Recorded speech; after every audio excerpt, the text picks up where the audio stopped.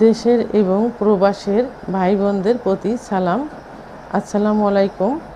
আমি প্রভাষক doctor Rikta Parvin, chamber সেবা হোমিও কমপ্লেক্স অ্যান্ড সেবা ডিজিটাল ল্যাব, উপজেলা মডেল মসজিদের পূর্ব পাশে, শিমুলিয়া, মাগুরা।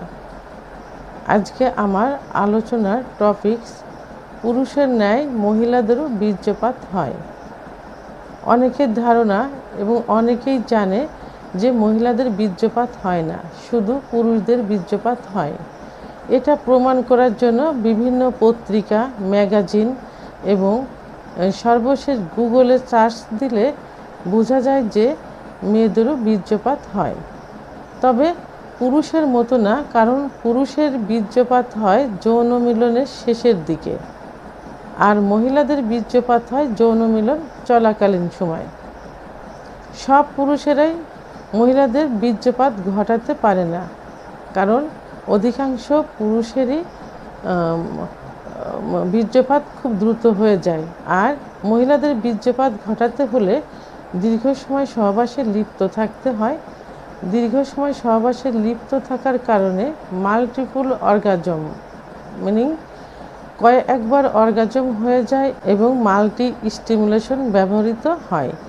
এই মাল্টি স্টিমুলেশন 3টি জায়গায় ব্যবহৃত হয়: ক্লাইটোরিয়াল, যোনিপথ এবং জি স্পট, এর ভিতরের দিকে ডিপ জি স্পট। এই মাল্টি স্টিমুলেশন 3টি জায়গায় লাগাতারভাবে চলতে থাকলে এবং যৌন মিলন দীর্ঘায়িত হলে মেয়েদের বীর্যপাত ঘটানো সম্ভব হয়। মেয়েদের যৌন মিলনের পূর্বে যে ফোরপ্লে করা হয় এবং ফোরপ্লে করার সময় যে অর্গাজম হয়, অর্থাৎ যে ফ্লুইডটা নিঃসৃত হয়, এটাকে কামরস বলে। এই কামরসের কারণে জায়গাটা প্রফুল্ল হয় এবং সহজে সহবাস করা যায়। তো অনেকে মনে করে যে এই যে কামরস, এটাই হয়তো বীর্যপাত, কিন্তু না। বীর্যপাতটা হলো পুরুষের ন্যায়, কিন্তু পুরুষদের বীর্যপাত গাঢ় হয় আর মহিলাদের বীর্যটা পানির মতো হয়, অর্থাৎ প্রসাবের মতো, এবং প্রসাবের ছিদ্র দিয়ে এটা বের হয়। পুরুষের বীর্য যেমন তৈরি হয় অন্ডকোষ এবং প্রোস্টেট গ্ল্যান্ডে, মহিলাদের বীর্য তৈরি হয় স্কিনিস গ্ল্যান্ড এবং ইউরেথ্রার চারপাশের জায়গা থেকে। মহিলাদের বীর্য সাদা, অর্থাৎ পানির মতো স্বচ্ছ, কিন্তু কোনো গন্ধ, ঝাঁঝালো গন্ধ থাকে না, কারণ প্রসাবে ইউরিক অ্যাসিড এবং ইউরিক থাকে, কিন্তু মহিলাদের বীর্যে কোনো ইউরিক অ্যাসিড এবং ইউরিক থাকে না, যে কারণে ঝাঁঝালো গন্ধ হয় না, কিন্তু এক ধরনের আষ্টে গন্ধ অনুভব হয়। তাহলে মেয়েদের যে অর্গাজম হয় সেটা মেয়েরা কি করে বুঝবে? মেয়েরা যৌন মিলনে লিপ্ত হবার পর প্রসাবের বেগ আসে, তখন আবার প্রসাব করে এসে যৌন মিলনে লিপ্ত হয়। এই যে প্রসাবের বেগ আসে, এই প্রসাবের বেগ আসাটাই বীর্যপাত।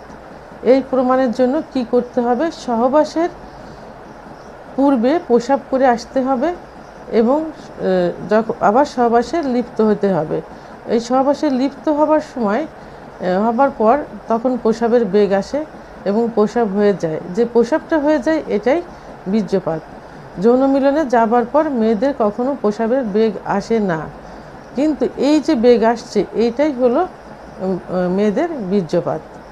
অর্গাজমে মেয়েরা যে সুখ পায়, তার থেকে বেশি সুখ পায় বীর্যপাতে, এবং বীর্যপাত হলে মেয়েদের শরীরের জীবনী শক্তিটা ফিরে আসে, স্বাস্থ্য ভালো হয়ে যায়, চেহারা সুন্দর হয়ে যায়, লাবণ্যতা ফিরে আসে, সবসময় একটা হাসি খুশি ভাব থাকে।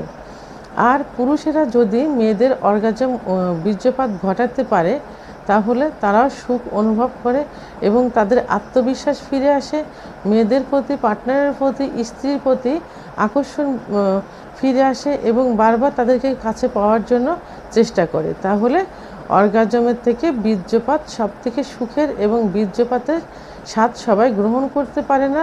যেসব পুরুষেরা দীর্ঘ সময় সহবাসে লিপ্ত থাকতে পারে, তারাই শুধু সহবাসের স্বাদ নিজেও গ্রহণ করতে পারে এবং স্ত্রীকেও স্বাদ দিতে পারে।